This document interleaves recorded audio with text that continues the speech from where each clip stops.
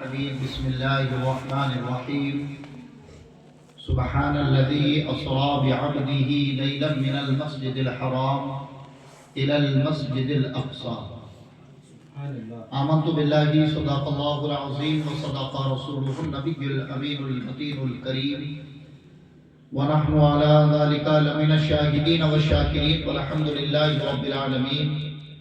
قال الله تعالى في شأن حبيبه إن الله وملائكته يصلون على النبي يا أيها الذين آمنوا صلوا عليه وسلموا تسليما.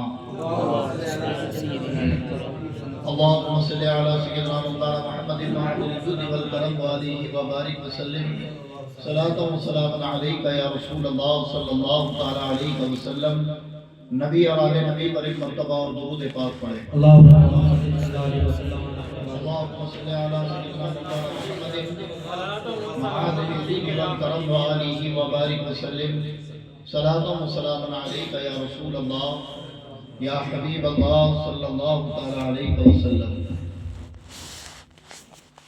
مختصر حمد و صلات کے بعد قرآن مقدس کی مشہور آیت مبارکہ تلاوت کرنے کا شرف حاصل کیا.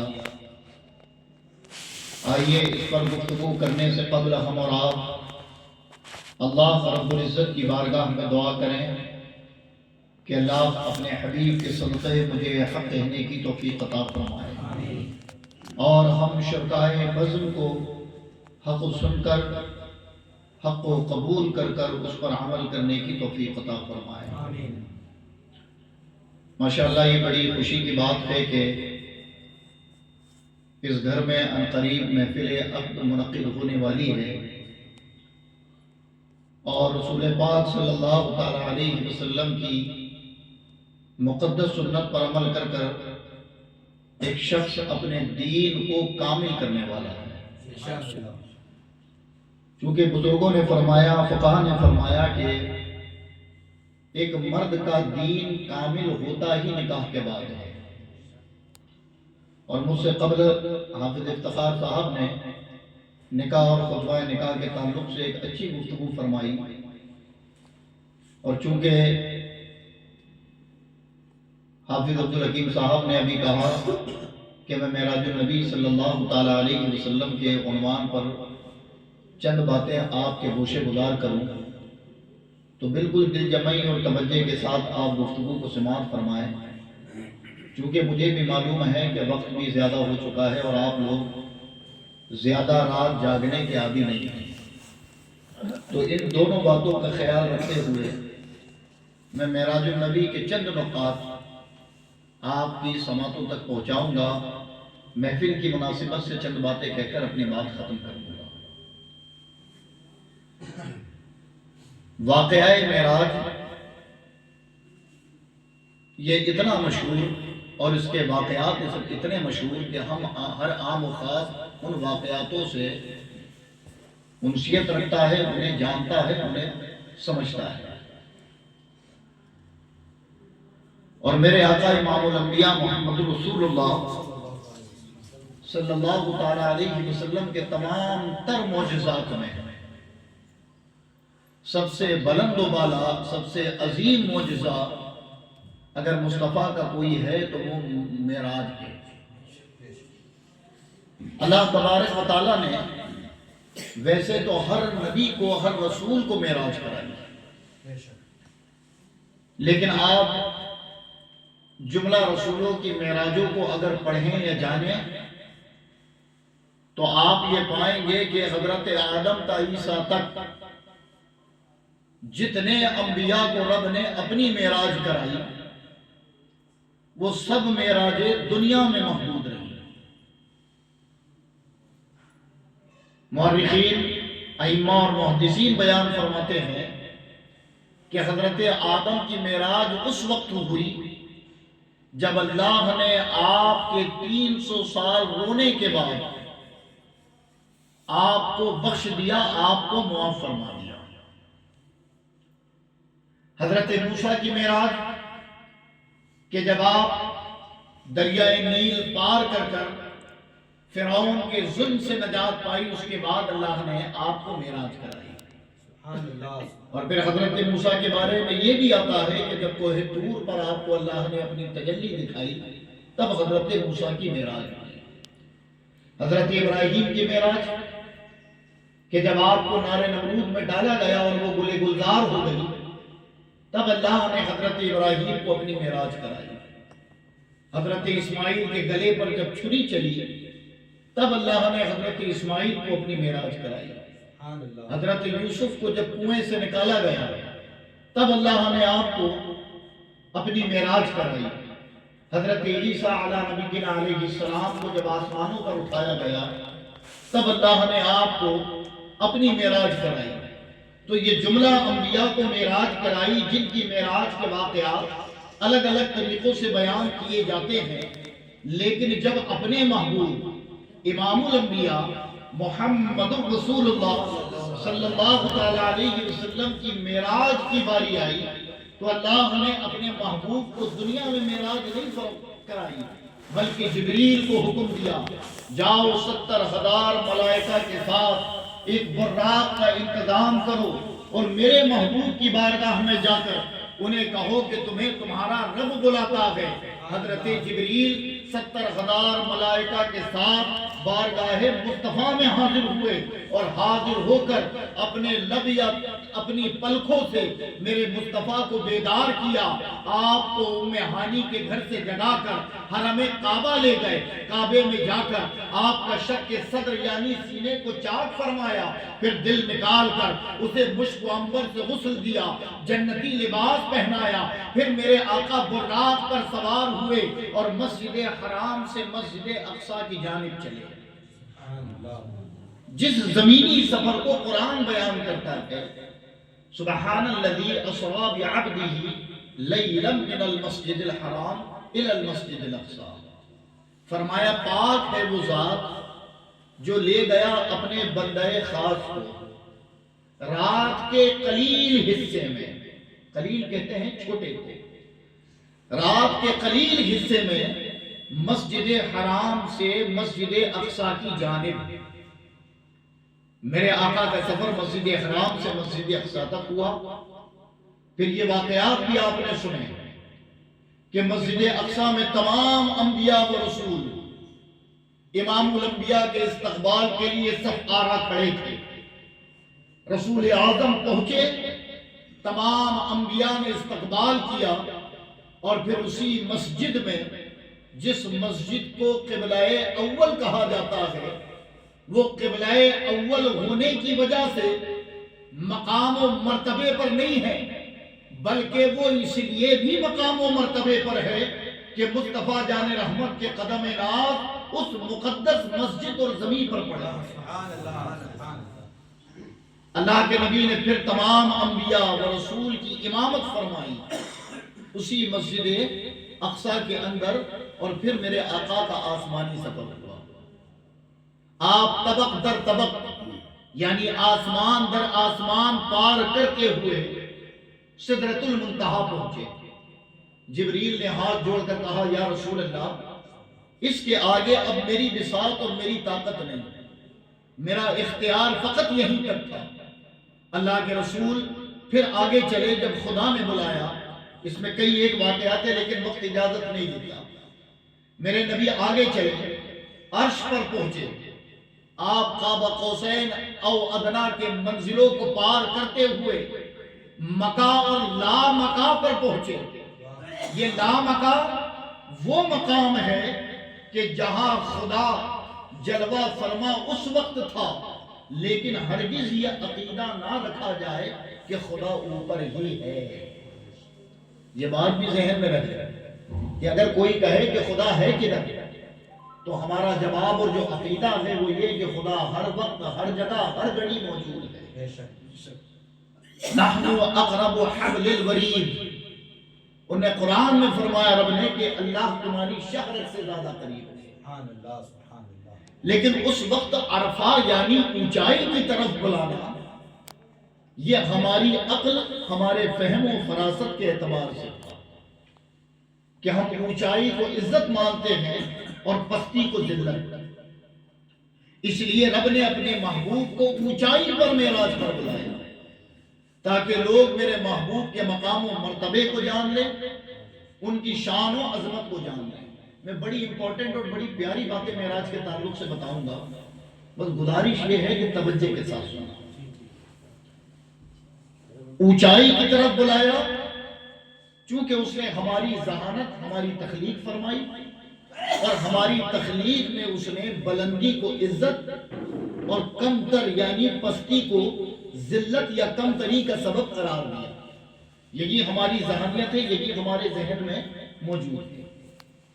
تو رب کائنات نے لامکہ پر بلایا، پھر لامکہ پر کیا ہوا؟ جو روایت مصطفیٰ نے بتائی وہ امت تک پہنچی۔ مصطفیٰ جامع رحمت گئے تو کتنی نمازیں ملی؟ 50 نمازیں۔ خدا نے پوچھا میرے محبوب کیا چاہتے ہو؟ میرے محبوب فرماتے، اللہ کے رسول فرماتے، اللہ میری امت کو بخش دے۔ ایک امت کی مغفرت، دوسرا نماز۔ ایک تحفہ جو معراج کی شب ملا وہ لے کر مصطفیٰ لوٹ آئے۔ جب آئے تو آپ نے یہ واقعہ بھی سنا کہ چوتھے آسمان پر حضرت موسیٰ علیٰ نبینا علیہ السلام سے ملاقات ہوئی۔ حضرت موسیٰ نے امام الانبیاء کو مخاطب کر کر کہا کہ یا رسول اللہ، آپ کی امت 50 نہیں پڑھ سکتی، آپ کم کرا لیں۔ تو پھر یہ بھی آپ نے سنا کہ 9 مرتبہ رسول اللہ چوتھے آسمان سے پھر لامکہ پر گئے اور 5 کم کرا کر 45 کم کرا کر بچی کتنی؟ اللہ نے فرمایا محمود جو یہ 5 صحیح ادا کرے گا اسے یہ 50 کے برابر ہی ثواب دیا جائے گا۔ اگر تیری رضا 5 میں ہے تو رب بھی راضی ہے۔ یہ واقعہ بھی مشہور کہ 50 میں سے 5 بچی۔ اب یہاں سے میں چند ایک باتیں بتاؤں گا جو حقیقت میں آپ کو بیدار بھی رکھے گی اور ایمان کو تازہ بھی کرے گی۔ اب آپ یہ بتائیں کہ حضرت موسیٰ کو معلوم ہے کہ یا رسول اللہ آپ کی امت نہیں پڑھ پائے گی، کیا رسول اللہ کو نہیں معلوم تھا کہ میری امت یہ نہیں پڑھ پائے گی؟ پھر موسیٰ کا مشورہ دینا اور نبی کا بار بار لوٹ کر جانا، اس میں حکمت کیا ہے؟ جنہیں کچھ علم سے انسیت ہے، جو پڑھے لکھے لوگ ہیں وہ توجہ سے سنیں۔ اس میں آخر کیا حکمت ہے کہ بار بار موسیٰ کے کہنے پر نبی جا رہے ہیں پھر آ رہے ہیں، جبکہ عقل یہ کہتی ہے کہ یا رسول اللہ، اللہ نے آپ کو امام الانبیاء بنایا، تمام انبیاء کے اختیارات آپ کی ذات میں جمع فرما دیے، تو جو علم رب نے آپ کو دیا، اگر میں یہ کہہ دوں تو غلط نہیں، اتنا علم تو کسی اور کو ملا بھی نہیں، تو جو آپ سے درجے میں کم ہو، جب ان کو آپ کی امت کے احوال معلوم ہے تو یا رسول اللہ پھر آپ کو کیسے نہیں معلوم؟ جب اس واقعے کو پڑھو تو ذہن کشمکش کی کسوٹی پر آ جاتا ہے، لیکن حقیقت میں جب عشق رسول قلب میں ہو اور پھر معراج کے اس واقعے کو پڑھا جائے تو آپ کو اس کی حقیقت سے میں آشنائی دلاتا ہوں۔ آپ نے یہ سنا ہوگا کہ حضرت موسیٰ کو معراج کب ہوئی؟ جب انہوں نے کوہ طور سینا پر ایک تجلی خدا کی دیکھی، اور اس تجلی کو دیکھ کر وہ بے ہوش ہو کر زمین پر گر گئے۔ انہوں نے ضد پکڑ لی تھی، اے اللہ میں تیرا کلیم ہوں، میں تجھے دیکھنا چاہتا ہوں۔ رب فرماتا لا ادری، اے موسیٰ تم مجھے نہیں دیکھ سکتے۔ بار بار اصرار کرنے کے بعد رب نے اپنے نور کی ایک تجلی دکھائی تھی تو حضرت موسیٰ بے ہوش ہو کر زمین پر گر گئے۔ لیکن ہم نے یہ سنا ہے کہ اللہ اپنے نبیوں کی دعائیں کبھی رد نہیں فرماتا، نبی جو خدا سے مانگے رب اسے عطا کرتا ہی کرتا ہے۔ پھر حضرت موسیٰ کی دعا کو بظاہر دنیا کی اعتبار سے قبولیت کا درجہ دینا تھا، لیکن موسیٰ نے صرف تجلی کا دیدار نہیں بلکہ خدا کا دیدار مانگا تھا۔ اب اس دعا کی مقبولیت کے لیے رب نے موسیٰ کو روک دیا، کہا موسیٰ اگر مجھے کوئی سب سے پہلے دیکھے گا تو وہ صرف میرا محبوب ہوگا، اس کے بعد دنیا میں جسے مجھے دیکھنے کی طلب ہے وہ میرے محبوب کا ہوگا، تب وہ میرا دیدار کرے گا۔ اب خدا نے کیا واقعہ بنایا، خدا نے کیسی کہانی تیار فرمائی کہ حضرت موسیٰ ہی کو رکھا چوتھے آسمان پر، اور کوئی نبی نہیں ہے، حضرت موسیٰ ہی ہے۔ جبکہ آپ دیکھیں تو قریب تر زمانہ حضرت عیسیٰ کا گزرا ہے، عقل یہ کہتی ہے کہ حضرت عیسیٰ کو رہنا تھا، کہ حضرت عیسیٰ اپنے بعد آنے والے امت کے احوال بہتر جانتے، لیکن حضرت موسیٰ کو کیوں رکھا؟ تو رب کائنات نے ایک دعا دنیا کے اعتبار سے دنیا میں قبولیت کے منصب تک پہنچا دی، اور پھر موسیٰ کی آرزو باقی تھی کہ رب میں تجھے دیکھنا چاہتا ہوں۔ تو یاد رکھیں کہ موسیٰ کا نبی کو کہنا کہ آپ کی امت نہیں پڑھ سکتی، نبی کا بار بار جا کر آنا یہ بتا رہا ہے کہ اصل میں مقصد کچھ اور تھا، خدا کو یہ بھی بتانا تھا اے موسیٰ لے آج میرے محبوب کی معراج کے صدقے میں تیری اس آرزو کو بھی پورا کرتا ہوں۔ تو نے کہا تھا اے رب میں تجھے دیکھنا چاہتا ہوں، تیری آنکھوں میں یہ تاب نہیں کہ تو مجھے براہ راست دیکھ سکے، لے میرا محبوب مجھے دیکھ کر آیا ہے، تو اس کی آنکھوں میں میرا دیدار کر لے، تو اس کی آنکھوں میں مجھے دیکھ، تاکہ تیری دعا بھی قبول ہو جائے اور میرے محبوب کا اختیار بھی لوگوں پر عیاں ہو جائے کہ صرف ایک بار جانے کے لیے رب نے نہیں چنا بلکہ اختیار اتنا دیا تھا کہ میرے نبی جتنی بار چاہے لامکہ پر جا کر لوٹ آئے، لامکہ پر جا کر لوٹ آئے۔ تو یہ تو ہم عقیدت مندوں کے لیے بات، لیکن اب آخری دو تین بات کہ یہ جو معراج کا معجزہ ہے، سفر معراج جو شب کل گزری، آپ کو معلوم ہے کہ اس دور جدید کے سائنس نے بھی معراج النبی کو مانا ہے۔ اس دور جدید کے سائنس نے، ادھر بیٹا توجہ سے سن لو، سائنس سمجھتا ہے سائنس، اس دور جدید کے سائنٹسٹوں نے بھی میرے نبی کی معراج کو مانا ہے۔ ایک مشہور سائنسداں گزرا ہے البرٹ آئنسٹائن، آئنسٹائن کا نام سنا ہے؟ اس نے ایک تھیوری لکھی ہے، اس تھیوری کا نام ہے اسپیس اینڈ ٹائم، یعنی اسپیس میں جا کر ٹائم ٹریولنگ کرنا بند کر دیتا ہے، ٹائم کی کوئی حیثیت نہیں بچتی۔ وہ اپنی تھیوری کا جو خلاصہ ہے وہ بتا رہا ہے، وہ اپنی تھیوری کا خلاصہ بیان کرتا ہے کہ اگر کوئی شخص اپنے اندر لائٹ کی اسپیڈ پیدا کر لے، یہ بلب ہے، بلب یہ بجلی سے بھی زیادہ اسپیڈ اپنے اندر رکھتا ہے، یعنی ہم نے جیسے ہی سوئچ آن کیا، بٹن دبائی، کتنی دیر میں یہ کمرے کو روشن کر دیتا ہے، آج تک اس اسپیڈ کو کوئی کاؤنٹ نہیں کر پایا، کوئی جوڑ نہیں پایا۔ تو آئنسٹائن کہتا ہے کہ اگر کوئی شخص اپنے اندر لائٹ کی اسپیڈ پیدا کر لے تو اس کے لیے ٹائم رک جاتا ہے، اور اگر وہ یہ دعویٰ کرے کہ میں آسمانوں پر گیا تو اس کا یہ دعویٰ کرنا بھی سچا ہے۔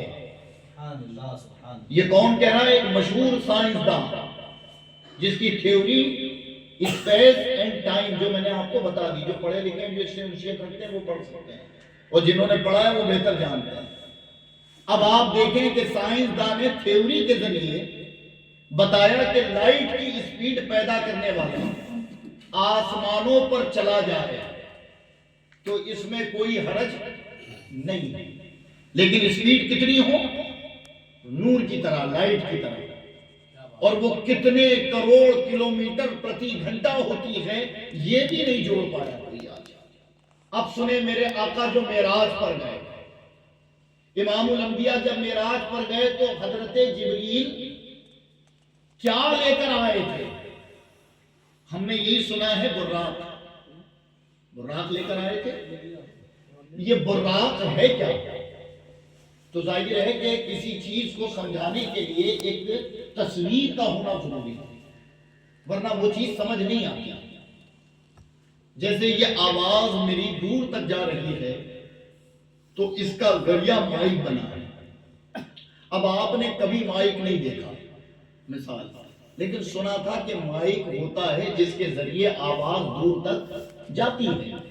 تو آپ امیجن کرنے، تصور کرنے لگتے ہیں کہ مائک ایسا ہوگا، مائک کے اندر یہ چیزیں ہوں گی۔ تو ہم جیسے ہی لفظ براق سنتے ہیں تو لفظ براق سنتے ہی ہمارے ذہن میں خیال آتا ہے کوئی اونٹ ہوگا، گھوڑا ہوگا، خچر ہوگا، یا پھر وہ سوشل میڈیا میں دیکھے تم نے وہ آسمانوں پر والے گھوڑے ہوتے ہیں، دیکھے ہو کہ نہیں؟ ایڈیٹنگ کر کے لوگ بنا رہے ہیں، وہ اللہ اکبر کی آواز آ رہی ہے اور پھر اس کو کہہ رہے ہیں فرشتہ اڑ رہا ہے، یا جو بھی کہتے ہیں کہ وہ پر والا گھوڑا، وہ سمجھ رہے ہیں کہ یہ براق ہے۔ لیکن یہ جو بھی تھی براق، اللہ واللہ عالم و رسول، اللہ جانے، اس کا رسول جانے۔ ہمیں سمجھانے کے لیے براق کہہ کر اس کی تعریف نہیں کی، ختم کر دی بات۔ تمہیں براق سے جو جانور مراد لینا ہے لے لو، لیکن شرط یہ ہے کہ جس پر سواری کی جائے اسی جانور کو مراد لینا ہے۔ اب براق کا اگر آپ ڈکشنری اور لغت میں معنی پڑھیں گے تو براق برق کی جمع، کس کی؟ برق، اور برق کا معنی ہوتا ہے نور۔ کیا ہوتا ہے؟ نور، یعنی برق ملا تو براق بنی، یعنی مصطفیٰ کے لیے جو سواری لائی گئی تھی وہ لائٹ کی سواری تھی، نور کی، روشنی کی سواری تھی، اور خود میرے آقا نوری بشر، نور علی نور، نور پر سوار ہوا، اور پھر یہ سواری جب لامکا گئی تو اس سواری کے سفر کو دنیا مسلمانوں نے تو مانا ہی مانا ہے، ان لوگوں نے بھی اقرار کیا جنہوں نے دنیا میں ریسرچ کر یہ تھیوری بنائی اور کہا جو نور سی رفتار پیدا کر لے وہ آسمانوں پر جا سکتا ہے۔ میرے آقا آسمانوں پر گئے۔ ایک بات یہ کہ جو سائنس نے ثابت کی، دوسرا اس نے کہا کہ جو شخص آسمانوں پر چلا جائے تو ٹائم اینڈ اسپیس پر وہ گیا، ٹائم اس کے لیے بند، وقت کی اب اس کے لیے کوئی اہمیت نہیں بچی۔ یہ آخری بات سنیے، بڑی کام کی ہے، بیٹا اس کو بند ہی کر دو تو اچھا، ایسے بھی آواز آ جائے گی میری۔ چلو درود شریف پڑھیں، ادھر سنا، تھوڑا کم کر دو اس کو، کم۔ اچھا موقع ہی ملنا چاہیے کہ کوئی کچھ اشارہ کر دے تو ہم اس پر اپنی تمام بھڑاس نکال لیں۔ بہرحال ادھر سنیں، میری بات سنیں کہ انہوں نے جو تھیوری بنائی، انہوں نے کہا کہ ٹائم اس شخص کے لیے رک جاتا ہے جو آسمانوں پر چلا جائے۔ کہاں چلا جائے؟ آسمانوں پر چلا جائے۔ اچھا انہوں نے یہ دعویٰ کیا ہے کہ جو جائے گا وقت اس کے لیے رکے گا۔ توجہ کے ساتھ سننا حضرت، یہ آخری نقطہ، خاص کر اہل علم حضرات، جو جائے گا ٹائم، یعنی کہ اگر میں اسپیس پر گیا آسمان پر تو ٹائم کس کے لیے رکے گا؟ میرے لیے، آپ لوگوں کے لیے ٹائم نہیں رکے گا۔ اللہ کے رسول معراج پر گئے، لامکا پر پہنچے، خود رسول اللہ نے فرمایا ایک آسمان سے دوسرے آسمان کی مسافت 500 برس۔ کتنی ہے؟ 500 برس، اور انسان کا آسمان پر جانا یہ ناممکن ہے، نہیں جا سکتا انسان۔ تو ظاہر ہے کہ یہ اسپیڈ انسانوں کے لیے تو رسول اللہ نے نہیں بیان کی، یہ اپنے لیے بیان فرمائی۔ کہ میں جاؤں گا تو اتنا وقت لگے گا، لیکن اگر 500 سال کے اعتبار سے ہم حساب لگائیں تو 7 آسمان پار کرنے میں کتنا وقت لگ گیا، کتنا وقت لگا بتاؤں؟ پھر اس کے بعد کہاں گئے اللہ جانے، یہ رسول گئے کتنا عرصہ گزرا، لیکن ہم جب واقعہ معراج سنتے ہیں تو کیا بتایا جاتا ہے؟ کنڈی ہلتی رہی، بستر گرم رہا، لامکہ سے 50 نمازیں، چوتھے آسمان سے 9 بار لامکہ، تمام آسمانوں پر لوگوں سے، فرشتوں سے اور اللہ کی مخلوقات سے ملاقاتیں، جنت کی سیر، تمام چیزوں کا مشاہدہ کر لوٹ آئے، اور وقت جو کتابوں میں ہے کہ کنڈی ہلتی رہی، بستر گرم رہا۔ ہم اس بات کو مان لیں کہ اللہ کے رسول اکیلے اگر معراج پر گئے اور وقت رک گیا تو ان کے لیے رکنا تھا، پوری دنیا کے لیے وقت نہیں رکنا تھا، کیونکہ سائنسی تھیوری یہی کہتی ہے کہ جو جائے گا وقت اس کے لیے رکے گا۔ لیکن قربان جائیں، یہ ایک ایسا فلسفہ تھا جو آسانی سے سلجھتا نہیں، جو آسانی سے عقل میں نہیں آتا، تو امام عشق و محبت نے چند لفظوں میں اس فلسفے کو سلجھا دیا۔ اب آپ کی عقلوں پر ہے دار و مدار میری اس بات کا۔ انہوں نے ایک شعر کہا، اور شعر کیا کہا؟ وہ جو نہ تھے تو کچھ نہ تھا، وہ جو نہ ہو تو کچھ نہ ہو، جان ہے وہ جہان کی، جان ہے تو جہان ہے۔ یعنی مصطفیٰ جان رحمت تنہا نہیں گئے بلکہ جہان کی جان تھے۔ جب آپ چلے گئے تو بظاہر وقت آپ کے لیے رکا، لیکن رب نے سارے جہان کو بھی اس لیے روک دیا کہ محبوب یہ جہان چلتا تمہاری وجہ سے ہے، جب تم ہی اس جہان میں نہیں تو اس جہان کو حرکت دینے کی اب میں اس جہان کو حرکت نہیں دوں گا، اسی لیے کہ اس جہان کو میں نے جان، آپ کی ذات کو اس جہان کی جان بنایا ہے۔ سبحان اللہ، سبحان اللہ۔ سمجھ آئی؟ تو سائنس کہتا ہے اس کے لیے وقت رکے۔ اب یہ بات سمجھ آئی کہ کنڈی کیوں ہلتی رہی؟ آسانی سے سمجھے۔ جیسے میں ابھی بیان کر رہا ہوں، میں اللہ کرے میں بیان کرتے کرتے کبھی میری روح نکل جائے، روح قبض ہو جائے، تو میں جس پوزیشن پہ تھا وہیں رک جاؤں گا، اسی حال میں رہوں گا، کیونکہ میری جان میرے جسم سے نکل گئی۔ اب وہ کب تک اسی پوزیشن میں پڑا رہوں گا؟ جب تک میری جان لوٹ کر میرے جسم میں نہیں آئے گی۔ اچھا، جیسے ہی جان آئے گی تو میں جس کنڈیشن میں تھا وہیں سے شروع ہو جاؤں گا۔ سمجھ آ رہی ہے بات؟ جہاں سے رکا تھا وہیں سے شروع بھی ہو جاؤں گا۔ اب سنیں اس فلسفے کو۔ مصطفیٰ معراج پر گئے، خدا نے کہا اے محبوب تم میرے اس جہان کی جان ہو، تمہیں جب اس جہان سے نکال دیا گیا تو یہ جہان بے جان ہو گیا، اور کب تک بے جان پڑا رہا ہم ان سالوں کو نہیں گنتے، لیکن اتنا یقین ہے کہ جب وہ جان لوٹ کر جہان میں آئی، جہاں سے رکا تھا وہیں سے چل پڑا، اس لیے بستر بھی گرم رہا، کنڈی بھی ہلتی رہی، اور میرے آقا لامکہ سے خدا سے ملاقات کر کر زمین پر تشریف لائے۔ سبحان اللہ، سبحان اللہ۔ یہ میرے آقا کی معراج ہے۔ اللہ کے رسول نے اس معراج کا ذکر بھی فرمایا، اور یہ بڑے سارے طویل اس کے واقعات ہیں، لیکن وقت اجازت نہیں دیتا کہ میں اس میں ایک لمبی چوڑی کوئی گفتگو کروں۔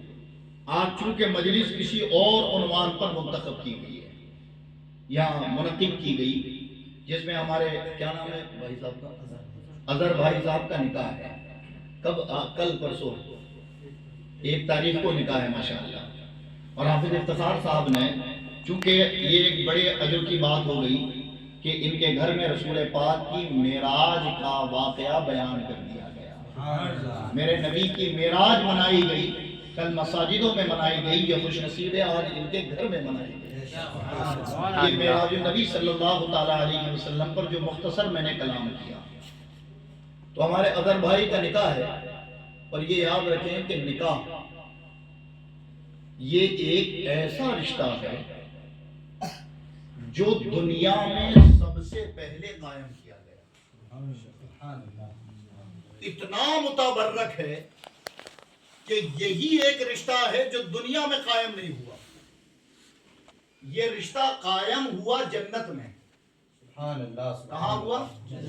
آواز نکلے گی تھوڑی۔ کہاں ہوا؟ جنت میں۔ جنت میں قائم ہوا۔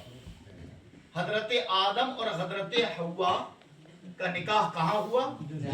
جنت میں۔ باقی جتنے رشتے ہیں سب دنیا میں۔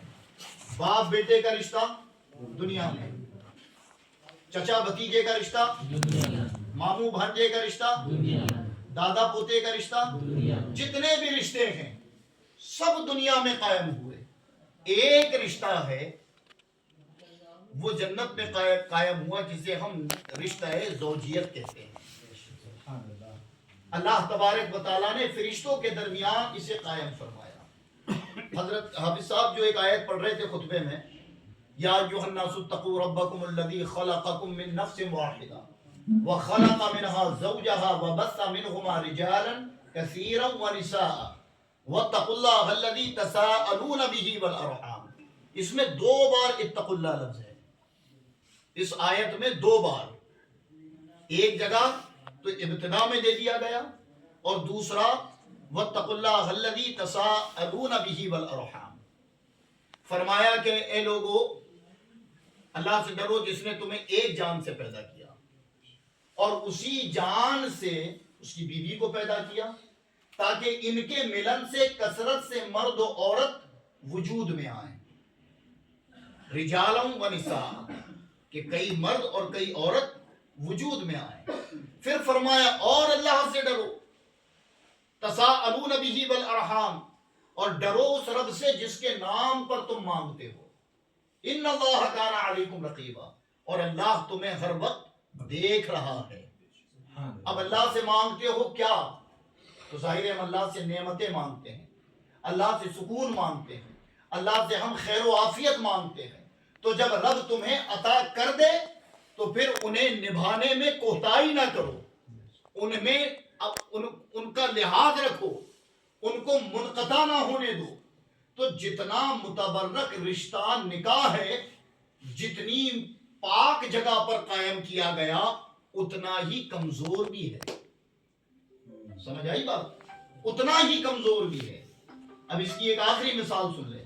ایک باپ اگر اپنے بیٹے کو کہہ دے جا آج سے تو میرا بیٹا نہیں، تو کیا واقعی وہ اس کا بیٹا نہیں؟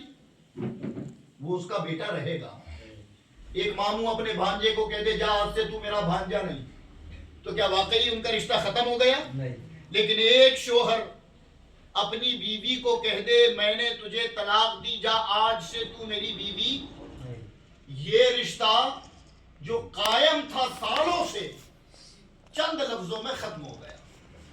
تو یہ متبرک بھی بڑا ہے، اس کی عظمت بھی بڑی ہے، لیکن یہ کمزور بھی اتنا ہے، اور اس کو تقویت دینے کے لیے ہمیں کسی اور کے طریقے کو نہیں دیکھنا ہے، بلکہ امام الانبیاء کے طریقے کو دیکھنا ہے کہ میرے نبی نے زوجیت کی زندگی کا جو سبق دیا، آج لوگ اسی کشمکش میں پھنسے ہوئے ہیں کہ نبی نے تو 11 نکاح فرمائے تھے، لیکن اللہ کے بندو ایک روایت اگر دنیا میں کوئی لا دے کہ ان 11 بیویوں میں سے کسی نے بھی شکوہ کی ہو کہ ہمارا حق ادا نہ ہوا، یہ دنیا میں کسی میں تاب نہیں کہ وہ لا دے۔ بے شک۔ اچھا 11 کیوں کی؟ اس پر بھی کبھی کبھی ذہن جاتا ہے، اور یہ ایک ابھی بڑا مدعا بنا تھا سیدہ عائشہ صدیقہ رضی اللہ تعالیٰ عنہ۔ تو اصل میں کیا ہوتا ہے کہ وہ 5-5 ہزار میں خریدے ہوئے کو بٹھا لیتے ہیں ڈیبیٹ میں، اور ان سے اینکر لوگ بات کرتے ہیں تو وہ کیا جواب دیں گے بیچارے۔ اب جواب میں دیتا ہوں تاکہ جب کبھی آپ سے کوئی سوال کرے تو آپ بتاؤ۔ اچھا یہ بتاؤ کہ آدمی جب پہلا نکاح کرتا ہے، جیسے ابھی ہمارے بھائی صاحب کا ہو رہا ہے، ان کا پہلا نکاح ہو رہا ہے، تو جب پہلا نکاح ہو رہا ہے تو پہلا نکاح وہ کوشش کرتا ہے کہ کماری لڑکی سے کوشش کرتا ہے جی خوبصورت ہو، حسین و جمیل ہو، خوش اخلاق ہو، یہ تمام چیزیں دیکھی جاتی ہیں، کیونکہ جب آدمی جوان ہوتا ہے تبھی اس پر شباب ہوتا ہے۔ جیسے آج یہ جوان ہمارے حافظ صاحب جوان، ان پر ابھی شباب ہے، سمجھ آئی بات؟ تو جب شباب کا وقت ہوتا ہے اس وقت وہ اپنے لائق آدمی چنتے ہیں۔ اب رسول اللہ کی پہلی شادی دیکھو آپ، واہ سبحان اللہ، اللہ کے رسول 25 سال کے، واہ سبحان اللہ، سیدہ خدیجہ 40 سال کی۔ میرے نبی کے جمال کا عالم یہ کہ ابھی نعت پڑھ رہے تھے حافظ صاحب، تو انہوں نے کہا حضرت یوسف کی انگلی کٹ جائے اگر مصطفیٰ کو دیکھ لیں۔ کیا بات ہے، یہ حضرت یوسف کی انگلی کٹ جائے، مصر کی عورتوں نے یوسف کو دیکھ کر کاٹا تھا، ہمارا ایمان ہے کہ یوسف مصطفیٰ کو دیکھیں تو وہ اپنی انگلی کاٹ دیں، وہ جمال میرے مصطفیٰ کا ہو۔ لیکن اس کے باوجود بھی اللہ کے نبی نے اگر یہ نکاح نفس کے لیے ہوتا تو 25 سال کی عمر میں پہلا نکاح میرے نبی کسی عالی شان خاندان قبیلے میں بڑی حسین و جمیل خوبصورت عورت سے فرماتے، لیکن میرے آقا نے پہلا نکاح ایک بیوہ جو 2 مرتبہ بیوہ ہو چکی 40 سال کی عورت سے کر کر بتا دیا کہ میرا جب یہ کردار تم پڑھنا اور لوگ اگر میرے ان کاموں میں اپنی آوازیں بلند کریں تو تم انہیں بتانے کے قابل رہو کہ اگر یہ نکاح نفس کے لیے ہوتا تو پھر خدیجہ سے نہیں ہوتا، بلکہ یہ نکاح نفس کے لیے نہیں امت کی تعلیم کے لیے۔ اچھا پھر یہ بھی ایک فلسفہ ہے اس میں کہ جب تک سیدہ خدیجہ نکاح میں رہی اللہ کے نبی نے کوئی اور نکاح نہیں فرمایا، کوئی دوسرا۔ اس کے بعد جتنے نکاح آپ کے 10 ثابت ہیں وہ سیدہ خدیجہ الکبریٰ رضی اللہ تعالیٰ عنہا کے نکاح انتقال کے بعد 10 نکاح جو نبی نے فرمائے، یہ کیوں فرمائے بتائیں؟ کبھی سوچا اس بات کو؟ کبھی ذہن میں لائی کہ کیا مقصد تھا کہ اللہ کے رسول 11 نکاح فرمائے، جبکہ قرآن میں اللہ حکم دیتا ہے فَانْكِحُوا مَا طَابَ لَكُم مِّنَ النِّسَاءِ مَثْنَىٰ وَثُلَاثَ وَرُبَاعَ، کہ نکاح میں لاؤ جو تمہیں پسند آئے، 2، 3 اور 4۔ لیکن آگے فرما دیا کہ اگر تم انصاف نہ کر پاؤ تو ایک ہی کافی ہے، اگر عدل نہ کر پاؤ تو ایک ہی کافی ہے۔ اللہ کے رسول چونکہ قانون داں ہیں، آپ کے لیے کوئی نظام نہیں، تو اللہ کے نبی نے 11 نکاح فرمائے۔ اس 11 نکاح کے اندر حکمت کیا تھی؟ جب اس حکمت کو آپ سمجھو گے تو حضرات ایمان تازہ ہو جائے گا۔ یہ آخری بات ہمارے بزرگ نوجوان جتنے سب غور سے سنیں، بڑی کام کی بات بتا رہا ہوں۔ 11 نکاح فرمانے کا مقصد کیا ہے؟ مثال میں دے رہا ہوں، ہمارے پٹیل صاحب یہ ان کی مصروفیات کی بات کریں یا حافظ رفیق صاحب کی مصروفیات کی بات کریں تو یہ عمومی طور پر ان کی ایک بیویاں ہوں گی،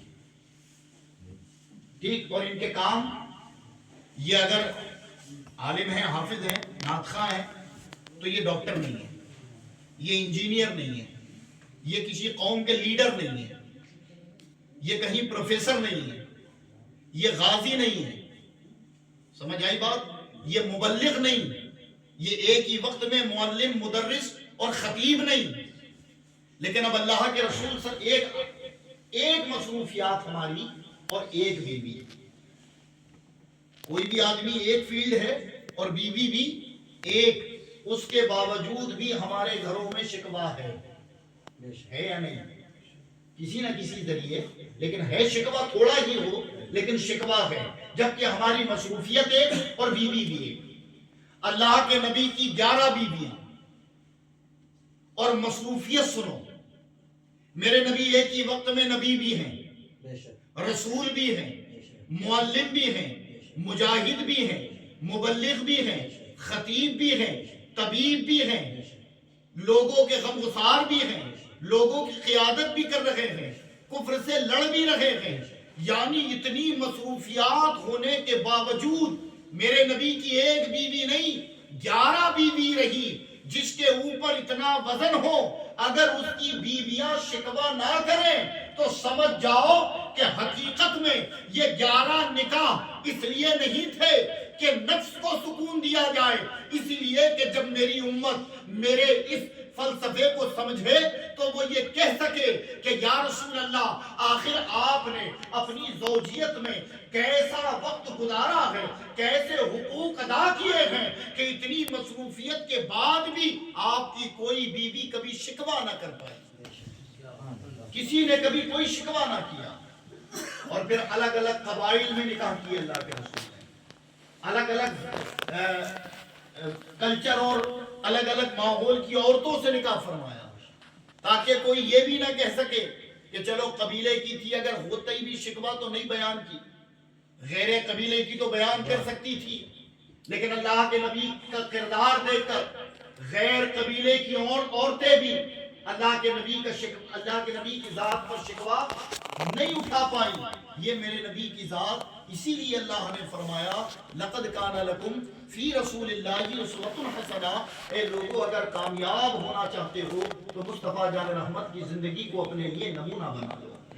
اللہ کے رسول نے زوجیت کی زندگی جی کر بتائی ہے، اللہ کے نبی نے حقوق بتائے ہیں، اللہ کے نبی بعض اوقات اپنی بیوی سیدہ عائشہ کے ساتھ روٹیاں بنوا لیا کرتے تھے، بعض اوقات کپڑے سکھانے ڈال دیا کرتے تھے، جب کبھی بیوی ناراض نظر آتی تو میرے نبی انہیں مناتے تھے، اور جب کبھی میرے نبی کا یہ حال ہوتا تو تربیت کی تھی کہ بیویاں آپ کے سامنے مؤدب کھڑی ہو جاتی تھی۔ یہ زندگی اگر مسلمانوں کی ہو جائے تو آج جو گھروں میں چند دنوں کے بعد نا اتفاقی کا سبب بنتا ہے اس کا خاتمہ ہو جائے، لیکن یاد رکھیں کہ جب بھی یہ محفل عقد کہیں منعقد کریں، دیکھیں ایک تو بڑے کم لوگ یہ کرتے ہیں کام، اللہ اہل خانہ کو سلامت رکھے کہ انہوں نے اپنے گھر اس خوشی کے موقع پر اس محفل کا انعقاد کیا، ورنہ لوگوں نے ختم کر دیا ان چیزوں کو، ورنہ اس سے اصلاح ہوتی تھی۔ اور اصلاح کن چیزوں کی؟ آپ کن حرام کاموں کے مرتکب ہو رہے ہو شادی بیاہ کے چکر میں، تمہیں معلوم بھی نہیں۔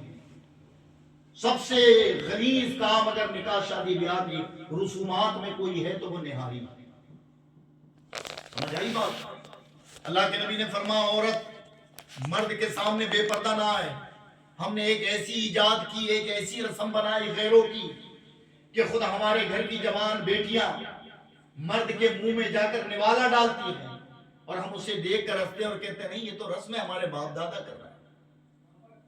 اور طرح طرح کے خرافات، جو سب سے خراب رسم ہے، جو کھل کر اللہ اس کے رسول کی مخالفت کر رہی ہے، اس سے بچنا یہ ضروری ہے۔ اور یہ کب ہمیں سمجھ آئے گا؟ جب ایسی محفلوں کا اہتمام اپنے گھروں میں کوئی شادی بیاہ کے مواقع پر کرے گا، تب اس کی اصلاح ہوگی کہ مجھے اللہ نے نعمت دی ہے، مجھے اس وقت بھی اللہ سے ڈرنا ہے، اپنے اس رشتے کا معیار اور خیال رکھنا ہے۔ اللہ تبارک و تعالیٰ صاحب خانہ کی جملہ نیک حاجتیں پوری فرمائے، ان کے کاموں کو بآسانی پائے تکمیل تک پہنچائے۔ استغفر اللہ ربی من کل ذنب واتوب الیہ، لا الہ الا اللہ محمد رسول اللہ صلی اللہ علیہ وسلم۔